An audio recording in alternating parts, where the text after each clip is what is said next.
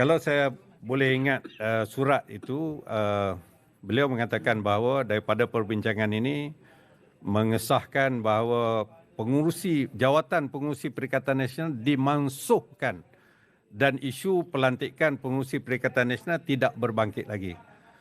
Saya melihat juga surat daripada Presiden PAS kepada Presiden Bersatu Tan Sri Muhyiddin.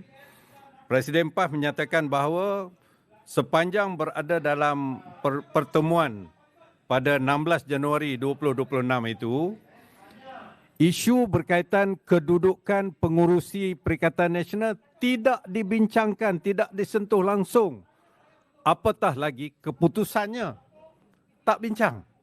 That particular issue was never raised during the discussion. Jadi tak timbullah keputusannya. Dan kalaupun itu dianggap satu benda yang dipercayai diputuskan, Presiden PAS dengan jelas mengatakan bahawa PAS tidak bersetuju pengurusi Perikatan Nasional perjawatan itu dimansuhkan. Ianya mesti kekal sebagaimana ada dalam perlembagaan. Perlembagaan dengan jelas menyatakan bahawa Perikatan Nasional ditadbir oleh satu majlis tertinggi. Segala urusan Perikatan Nasional hendaklah ditadbirkan oleh majlis tertinggi yang berfungsi sebagai badan tertinggi Perikatan Nasional. Majlis tertinggi hendaklah mengandungi pengerusi, timbalan, Setiausaha Agung dan semua sekali lah.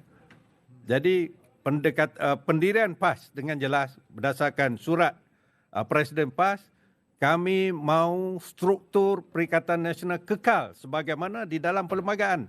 Tak boleh diubah. Kalau diubah, ianya satu unconstitutional.